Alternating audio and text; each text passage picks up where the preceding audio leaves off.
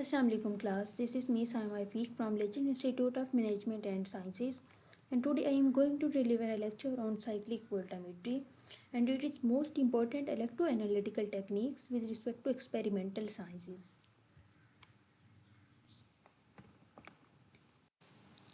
First of all, we study the reasons behind the importance of cyclic voltammetry in experimental science.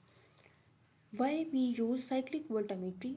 A wide range of current over a potential. Because voltammetry के type में हमने ये पढ़ा था कि हम current को मेयर करते हैं with respect to potential, but ये जो रेंज है wide range we can use in case of cyclic voltammetry. It is fast technique even because within 100 milliseconds it can scan one record. Means single record typically recorded in 100 milliseconds. In case of cyclic voltammetry, there is no chance of noise when we obtain the voltammogram, because in case of voltammetry, spectrum, or we can say that outcome result we observe on voltammogram, and on voltammogram we observe that because voltammogram studied in previous lecture in detail, and there is no noise on baseline. That is the reason we can say that low noise ratio in case of cyclic voltammetry, because cyclic voltammetry is more precise than simple voltammetry, and when in simple voltammetry there is no noise, so then in case of the cyclic voltammetry, low signal to noise ratio, and that is the reason we prefer the cyclic voltammetry in mostly experimental science. The product of electron transfer reaction that occurred in the forward scan can be brought gain in the reverse scan. It's mean that cyclic in simple voltammetry में हम ये study करते थे कि कोई भी अगर reaction chemical reaction perform हम कर रहे हैं तो उसकी ऑक्सीडेशन या रिडक्शन होगी, लीनियरली हम पोटेंशियल के रिस्पेक्ट से करंट फाइंड करते थे. साइक्लिक वोल्टामेट्री में ये होता है कि अगर फॉर एग्जांपल हम एक पॉइंट जहाँ से हम स्टार्ट हुए हैं, ऑक्सीडेशन होना स्टार्ट हुई है, तो उसी पोटेंशियल पे ही वो आके एंड होगी. It's mean first forward scan होगा जिस स्पीड से वो जा रहा है. मतलब फॉर एग्जांपल आयरन है, वो ऑक्सीडाइज हो रही है, तो ऑक्सीडाइज होते होते एक लिमिट ऐसी आएगी कि वो कम्प्लीटली ऑक्सीडाइज हो जाएगी. उसके बाद ऑक्सीडाइज हुआ इसका मतलब है लूज़ किए हैं. तो लूज़ करने जब वो इलेक्ट्रॉन लूज़ कर रहा था कोई भी एलिमेंट, तो उस टाइम जो सिपिशी बन रही थी, तो वो जो इलेक्ट्रॉन लूज़ कर रहा था वो दोबारा उसे गेन भी तो कर सकती है.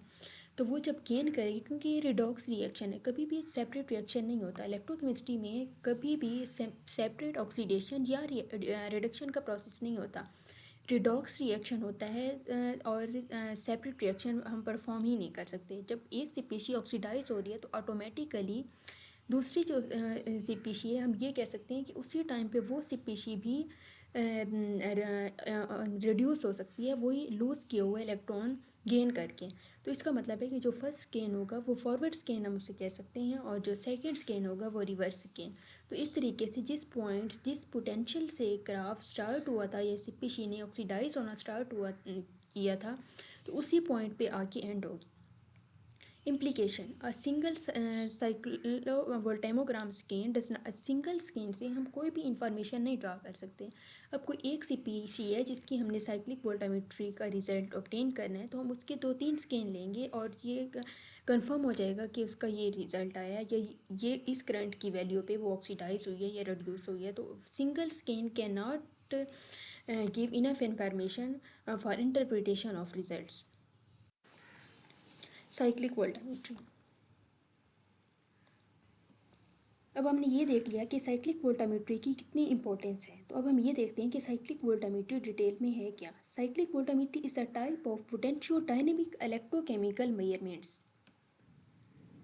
पोटेंशियोडायनेमिक में 2 टर्म्स यूज़ हो रही हैं, potentio and dynamic. Potentio mean potential and dynamic and static जो डिफरेंट टर्म्स हैं ये आपने सुनी होंगी. डायनेमिक का मतलब होता है जो चेंज है वो कॉन्टीन्यूसली हम परफॉर्म कर रहे हैं. स्टैटिक मतलब कि वो उस पॉइंट पे स्टॉप हो गया. Potentio dynamic mean continuously change the potential and this change in potential observed in case of current, because in voltammetry actually we measure the current with respect to potential, and when potential gradually change, automatically current change. And actually current value tells about the chemical reaction. If current value is high, it's mean that chemical reaction perform in electrochemical cell. Speed of electrochemical cell is more. Speed of electrochemical cell is more means more oxidation and reduction take place. If potential value is low, it's mean that current value is low, and current value low means that speed of reaction is low, means oxidation and reduction speed in electrochemical cell is slow. Actually, in voltammetry, we use three electrode system: reference, counter, and working electrode. Voltammogram is used between working electrode and reference electrode, because on working electrode, if oxidation take place, and then on reference electrode reduction take place, and if on working electrode is on reduction take place, then on reference electrode oxidation take place. And between working electrode and reference electrode, potential difference is created, and this potential difference measured by potentiometry.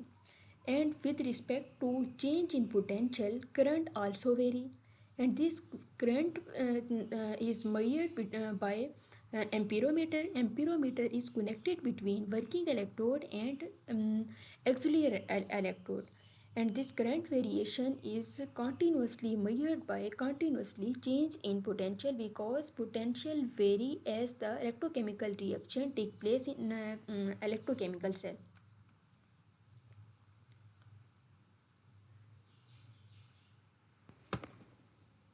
और cyclic वोल्टामीट्री में एक term use की हुई है रैम्प्ड. रैम्प्ड mean हम increase कर रहे हैं, डिक्रीज़ कर रहे हैं, जो भी प्रोसेस कर रहे हैं एक एक्सिस पे परफॉर्म कर रहे हैं, और लीनरली डिक्रीज़ और लीनरली ही इंक्रीज़ कर रहे हैं. तो साइक्लिक वोल्टामीट्री में वर्किंग इलेक्ट्रोड, वो जो मेन प्रिंसिपल है वोल्टामीट्री का, वो तो सेम है कि पोटेंशियल के वेरी होने से हम करंट मेजर करेंगे. लेकिन साइक्लिक वोल्टामीट्री में ये होगा कि जिस पोटेंशियल से हमने स्टार्ट किया था, एंड भी उसी पोटेंशियल पे जाके होगा. तो ये एक साइकिल प्रोड्यूस हो जाएगा. That is the reason we call this type of voltammetry is cyclic voltammetry. In cyclic voltammetric experiment, working electrode potential is ramped linearly versus time. Potential को तो हम टाइम की रिस्पेक्ट से लीनरली ही इंक्रीज करेंगे या decrease करेंगे. Cyclic voltammetry takes the three electrode setup. When working electrode reaches a set potential, ramped is inverted. तो एक प्रोसेस जिस पे एक पोटेंशियल एक अप्लाई हो रहा है, उस एक स्पेसिफिक पॉइंट पे होने के बाद वो इन्वर्ट हो जाएगा. This inversion can happen multiple time during a single experiment. तो एक एक्सपेरिमेंट में ये जो प्रोसेस है वो मल्टीपल टाइम परफॉर्म हो सकता है कि एक वैल्यू जिस पे फॉर एग्जांपल आयरन है उसने ऑक्सीडाइड होना स्टार्ट हुआ है, तो एक पॉइंट के बाद ऑक्सीडेशन जब कंप्लीट हो जाएगी तो वो फिर रिड्यूस होना स्टार्ट हो जाएगा. तो वो जो पहले वाला स्केन था उससे इन्वर्शन मतलब अपोजिट डायरेक्शन में जो स्केन है वो होगा. तो टू स्केन होंगे. लेकिन ये जो प्रोसेस है, अब एक दफ़ा जब ऑक्सीडेशन हुई है तो उसके बाद रिएक्शन, तो फिर क्या ये प्रोसेस स्टॉप हो जाएगा? फिर या एक दफ़ा completely Fe2 positive Fe3 positive में कन्वर्ट हो गए हैं, तो वो फिर दोबारा भी तो रिएक्शन होगा. तो ये जो स्केन है वो मल्टीपल टाइम में होता रहता है, multiple times during a single experiment. The current at the working electrode is plotted versus the applied potential, because current is measured with respect to potential to give us cyclic voltammogram trace. इस case में जो वोल्टेमोग्राम होगा उसे हम cyclic वोल्टेमोग्राम कहेंगे. But on x axis we always take potential and on y axis we take current, because current is varying with respect to potential and potential vary with respect to time. Cyclic voltammetry is a versatile electrochemical technique which allows us to prove the mechanism of redox and transport properties of system in the solution. तो वो जो properties हैं solution में ही invert करते रहते हैं, और वो जो एक सीपीसी है ऑक्सीडेशन के बाद रिडक्शन में कन्वर्ट, मतलब वो जो सीपीसी है रिड्यूस होना स्टार्ट हो जाएगी. The potential is applied between the reference electrode and working electrode, because जो मेन फंक्शन है वो तो वर्किंग इलेक्ट्रोड पे हो रहा है, और वो जो वर्किंग इलेक्ट्रोड है अगर उस पर ऑक्सीडेशन हो रही है तो रेफरेंस पे रिडक्शन होगी, तो रेफरेंस और वर्किंग इलेक्ट्रोड की तो कपलिंग होगी, और जो पोटेंशियल का डिफरेंस है वो भी इन्हीं पे ही प्रोड्यूस होगा। तो वो जो अप्लाइड पोटेंशियल का डिफरेंस है, पोलराइजेशन प्रोड्यूस होगी वर्किंग इलेक्ट्रोड पे, और वर्किंग इलेक्ट्रोड और रेफरेंस इलेक्ट्रोड पे जो ये डिफरेंस है ऑक्सीडेशन और रिडक्शन का प्रोड्यूस होगा, उससे पोटेंशियल चेंज होगा। वो जो पोटेंशियल है अब इन रेफरेंस और वर्किंग इलेक्ट्रोड पे प्रोसेस हो रहा है, तो जो पोटेंशियल का डिफरेंस है वो भी इन दोनों के दरमियान हम मेजर करेंगे। तो जो वो जो पोटेंशियल का डिफरेंस है वो भी हम इन दोनों के ही दरमियान फाइंड करेंगे। तो potential is applied between the reference electrode and working electrode, and current is measured between the working electrode and counter. अब पोटेंशियल के वेरी होने से करंट प्रोड्यूस होगा, और वो करंट फिर जो वो होगा वो आउटर सर्किट में जाएगा, और वर्किंग इलेक्ट्रोड और एक्सटर्नल इलेक्ट्रोड के बिटवीन हम करंट फाइंड करेंगे। तो ये बात माइंड पे रखें कि जो पोटेंशियल का डिफरेंस है वो वर्किंग इलेक्ट्रोड और रेफरेंस के बिटवीन होगा, क्योंकि उन दोनों के बिटवीन ऑक्सीडेशन और रिडक्शन का प्रोसेस हो रहा है। जो एक्सिलरी इलेक्ट्रोड है वो एक एक्स्ट्रा इलेक्ट्रोड है, उस पर कोई ऑक्सीडेशन या रिडक्शन नहीं होती। करंट को मेंटेन करने के लिए हम काउंटर इलेक्ट्रोड यूज़ करते हैं। तो करंट को जब मेजर करेंगे तो एम्पीरोमीटर को कनेक्ट करेंगे वर्किंग इलेक्ट्रोड और एक्सटर्नल इलेक्ट्रोड के बिटवीन, जबकि पोटेंशियोमीटर को हम कनेक्ट करेंगे working electrode and reference electrode. In cyclic voltammetry, direction of potential is reversed at the end of first scan. First scan वो होगा फॉर एग्जांपल ऑक्सीडेशन होना start हुई है, उसके बाद रिडक्शन होगी, तो वो जो स्केन है वो रिवर्स हो जाएगा। Thus the wave form is usually in the form of आइसोस्केल ट्राइएंगल। तो एक आइसोस्केल ट्राइएंगल की फॉर्म में एक जो वेव है वो नजर आएगी। अब ये जो साइक्लिक वोल्टेमोग्राम हम इसे कहेंगे। साइक्लिक वोल्टेमोग्राम की डिटेल हम आगे डिस्कस करेंगे। For a redox reaction induced at the working electrode, the rate determining step may be one of the following individual step depends on the system: rate of mass transport of electrostatic species, rate of absorption or desorption at the electrode surface, rate of electron transfer between the electrostatic species and electrode, a rate of individual chemical reaction which is part of the overall reaction scheme. अब ये different parameters हैं जिन इन सब पे ही जो individual step है वो depend कर रहा है कि कितना मास ट्रांसफ़र हुआ है, एब्जॉर्प्शन कितनी हुई है, सरफेस एरिया कितना है, क्योंकि सरफेस एरिया रेट जो वो रेट जिस पे मास ट्रांसफ़र हो रहा है, सरफेस एरिया कितना है, इलेक्ट्रोड पे एब्जॉर्प्शन किस रेशो में हो रही है, उसका रेट कितना है, and how much mass is transport to electrode system, इन सारे फैक्टर्स पे डिपेंड करता है first step. And for the rates of individual chemical reaction which are part of overall reaction scheme. For the oxidation reaction, redox reaction है, oxidation है, reverse reaction है, और ये जो reaction है जहाँ oxidation होगी वहाँ reduction होगी। Nernst equation से हम वो जो potential की value है वो find कर सकते हैं। Nernst equation value is given by this equation, and D is the applied potential for the formal potential. OX mean oxidation and reduction represented surface concentration at the electrode solution interface, not bulk solution interface in concentration। जो वोल्टामीट्री है, last slide में ये एक point था कि ये bulk concentration पे, क्योंकि ये इंटरफेस है, इंटरफेस पे रिएक्शन हो रहा है, बल्क में तो कोई रिएक्शन परफॉर्म नहीं हो रहा, जो भी रिएक्शन हो रहा है वो इलेक्ट्रोड की सरफेस पे हो रहा है। तो ये एक इंटरफेस रिएक्शन है, not a bulk concentration, because in bulk concentration of whole electro chemical cell solution is considered, but in case of interface only reaction consider on the interface of electrode. During the redox scan, surface concentration of species oxidation progressively decrease, because जब redox reaction start हो जाएगा तो उस time जो oxidation एक species, ये बात understand करें कि फॉर एग्जांपल आयरन है Fe3 पॉजिटिव, या हम ये कह सकते हैं कि Fe2 पॉजिटिव 3 पॉजिटिव में कन्वर्ट हो रहा है। इसका क्या मतलब है कि ऑक्सीडेशन हुई है, ऑक्सीडेशन मीन इलेक्ट्रॉन लूज हुए हैं। तो वो जो स्पीशी जो Fe2 पॉजिटिव है वो 3 पॉजिटिव में कन्वर्ट हो चुकी है कम्प्लीटली, उसके बाद वो रिड्यूस होना स्टार्ट हो जाएगी। तो जब रिड्यूस होगी तो उस टाइम जो ऑक्सीडेशन जो स्पीशीज़ थी जो ऑक्सीडेशन के रिजल्ट में प्रोड्यूस हुई थी, for example Fe3 positive produce हुई थी, तो वो Fe2 पॉजिटिव में अगेन कन्वर्ट होंगी ना रिडक्शन में। Fe2 पॉजिटिव में वही इलेक्ट्रॉन जो लूज हुए थे उसे गेन करके, तो उस टाइम Fe3 पॉजिटिव की कंसनट्रेशन तो कम हो जाएगी ना। और Fe3 पॉजिटिव क्या चीज़ थी? Fe3 पॉजिटिव ऑक्सीडेशन के रिजल्ट में बनने वाली CpC थी। तो हम ये कह सकते हैं कि जब सेकेंड स्कैन स्टार्ट होता है, क्योंकि फर्स्ट स्कैन में एक फॉर एग्जांपल ऑक्सीडेशन स्कैन है, तो वो जो ऑक्सीडेशन CpC है उसकी कंसनट्रेशन इंक्रीज़ हुई है, लेकिन एक ख़ास पॉइंट पे पहुंचने के बाद वो डिक्रीज़ होना स्टार्ट हो जाएगी, क्योंकि उसकी अब रिडक्शन स्टार्ट हो जाएगी। तो हम ये कह सकते हैं कि ऑक्सीडेशन जो स्पीशीज़ थी, फॉर एग्जांपल वो Fe3 पॉजिटिव, तो उसकी कंसनट्रेशन कम होना स्टार्ट हो जाएगी। जैसे ही वो कम होगी तो इसका क्या मतलब है कि जो दूसरी कंसनट्रेशन है वो इंक्रीज़ होना स्टार्ट हुई है, resulting in increase concentration gradient and large current. तो वो जो ये जो पोटेंशियल का डिफरेंस प्रोड्यूस होगा उससे करंट प्रोड्यूस होगा और लार्ज अमाउंट में करंट प्रोड्यूस होगा।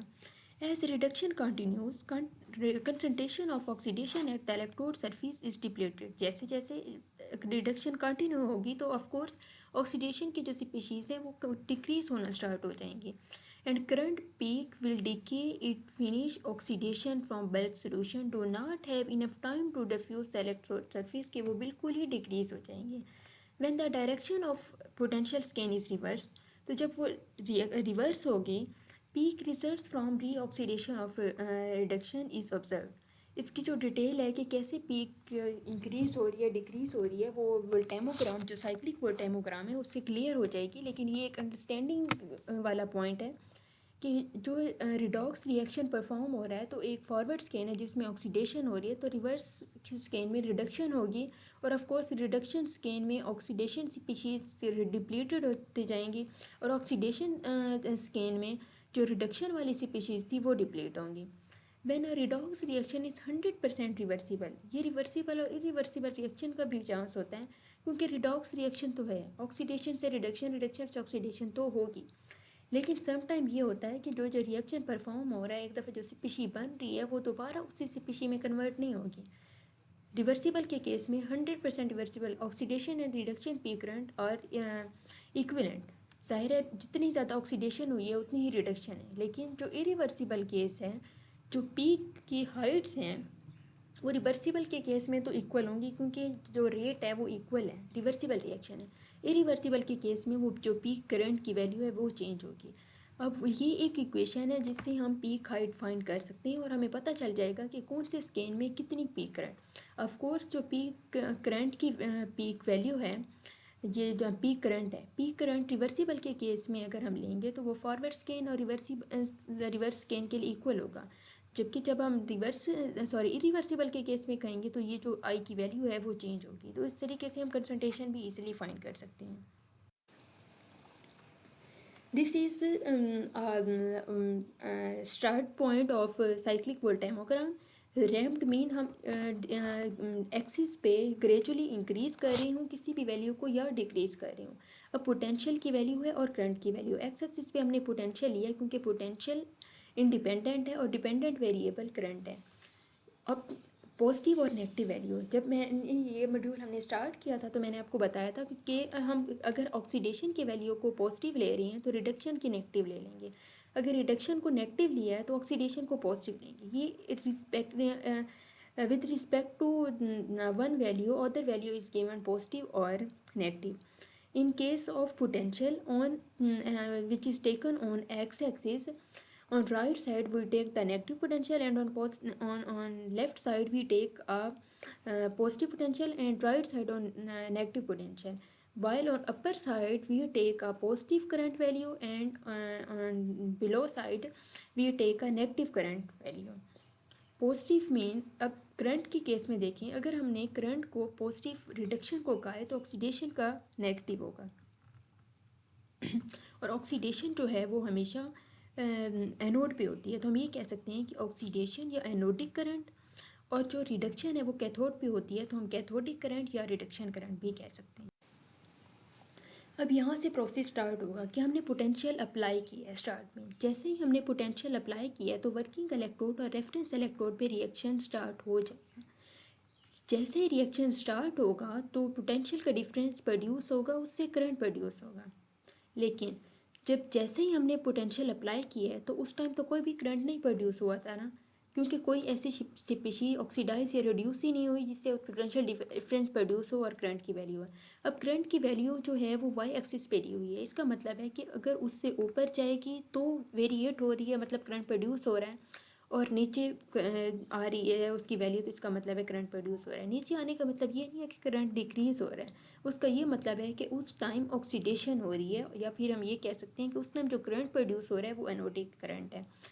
अब जब पोटेंशियल अप्लाई किया तो अब देखिए कि जो रेड लाइन है वो बेस लाइन पे ही नज़र आ रही है, क्योंकि उस टाइम करंट प्रोड्यूस ही नहीं हुआ। तो हम ये कह सकते हैं start with the positive potential, initially no current flow because start there is no oxidation and reduction, no potential difference and there is no current.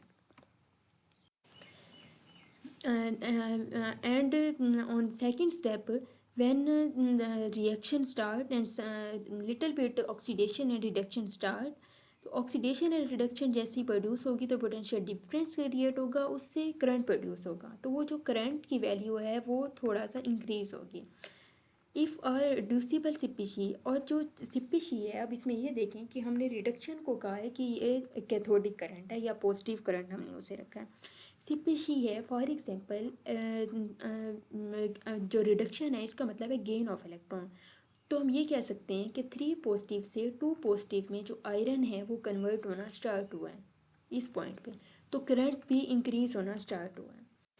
अब इस पॉइंट पे ये हुआ है कि वो जो स्पीशीज़ थी, ज़ाहिर है जब हमने एक प्रोसेस स्टार्ट कर दिया है तो वो आहिस्ता आहिस्ता ऑक्सीडाइज रिड्यूस होना स्टार्ट हो जाएंगे, और ग्रेजुअली वो जो है वो इनकी जो इंक्रीमेंट है वो जैसे, क्योंकि स्पीशीज़ एक दफ़ा प्रोसेस स्टार्ट हो गया तो वो फिर कंटिन्यूसली जो रिडक्शन का प्रोसेस है वो कंटिन्यू रहेगा।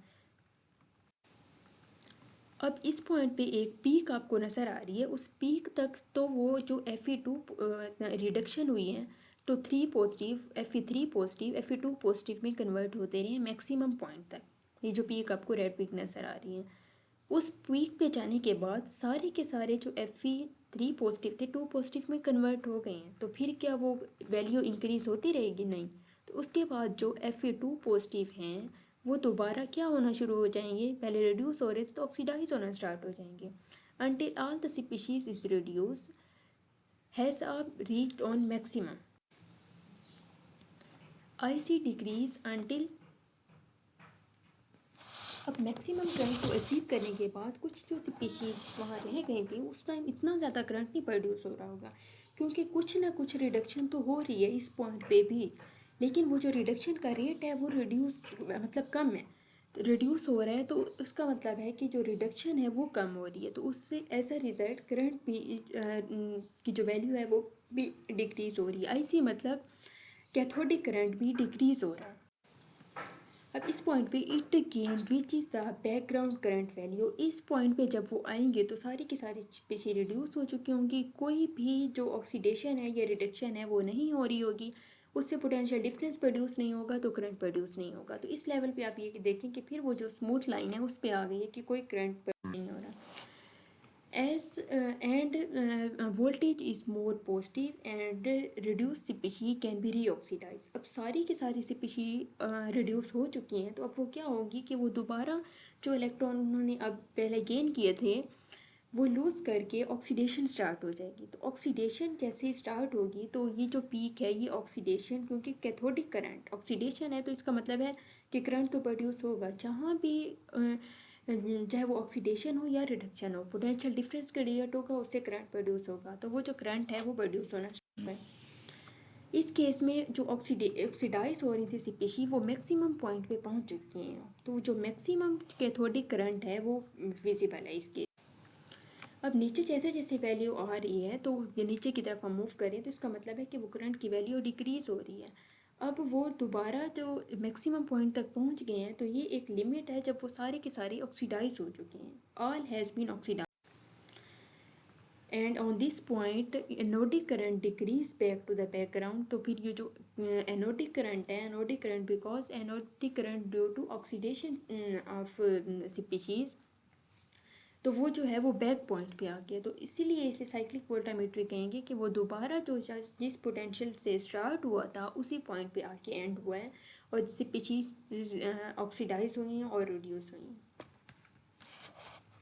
तो ये सारी जो प्रोसेस था, सिंगल स्टेप जो था वो मैंने आपको सेपरेट सेपरेट बताया है कि कैसे with time, with respect to time potential variate होने से करंट वेरिएट होता है।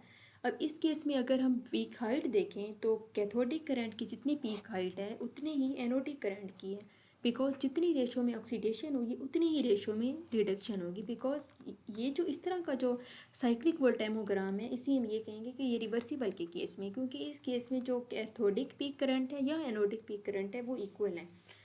अगर हम इरिवर्सिबल के केस में देखें तो उसमें भी यही होगा कि ऑक्सीडेशन रिडक्शन होगी साइक्लिक वोल्टेमोग्राम में सेम पोटेंशियल पे वो मतलब दोबारा जो है वैल्यू पहुंच जाएगी। लेकिन जो कैथोडिक पीक करंट है वो कभी भी एनोडिक पीक करंट की इक्वल नहीं होगी। इरिवर्सिबल और रिवर्सिबल में डिफरेंस यही है।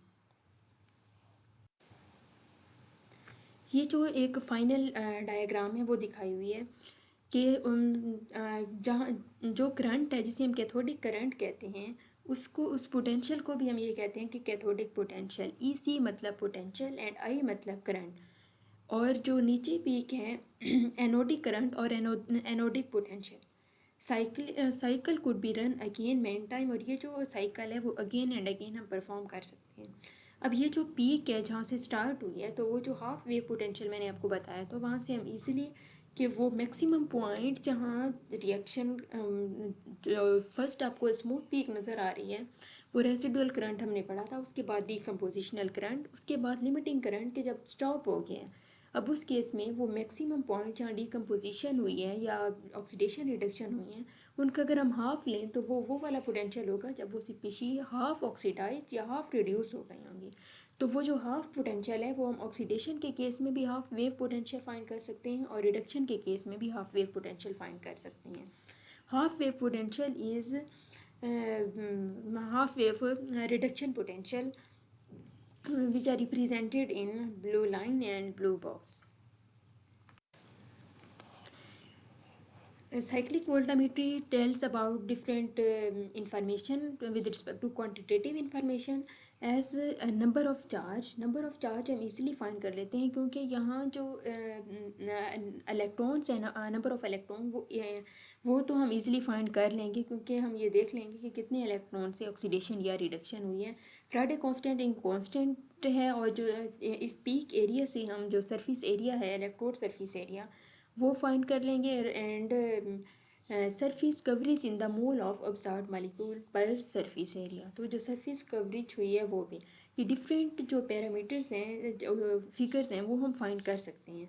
तो जो Q is equal to N F A आटा, तो ये जो इजीली जो चार्ज की वैल्यू है वो हम साइक्लिक वोल्टामीटर से फाइंड कर सकते हैं। उसके बाद जो स्कैन रेट है इसमें कि किस रेट से वो हम स्कैन कर रहे हैं वो स्कैन रेट भी हम फाइंड कर चुकी होती हैं। उसके बाद कैपेसिटेंस तो इजीली हम फाइंड कर सकते हैं, कैपेसिटेंस और स्कैन रेट से हम करंट फाइंड कर सकते हैं, या अगर हमें करंट की वैल्यू फाइंड हो तो हम इजीली कैपेसिटेंस फाइंड कर सकते हैं। तो peak current is proportional to scan rate, और कैपेसिटेंस को इजीली हम करंट की वैल्यू से फाइंड कर सकते हैं। Number of electron is a major application of quantitative information with respect to cyclic voltammetry। और ये जो कैथोडिक करंट है और एनोडिक करंट है, एनोडिक और कैथोडिक करंट के डिफरेंस से हम easily number of electron find कर सकते हैं। Surface coverage, when the number of electron is known, surface coverage can be calculated by this formula. So these are some quantitative information under the category of cyclic voltammetry. It is most interesting and most widely used electroanalytical techniques.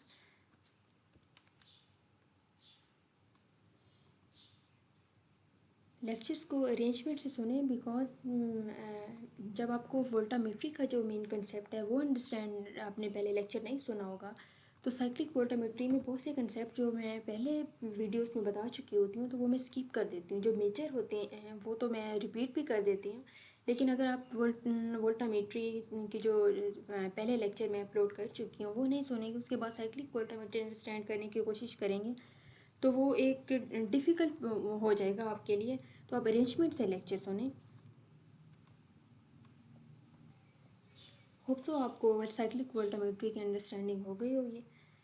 It was all about from my side. Thank you. अल्लाह हाफिज़.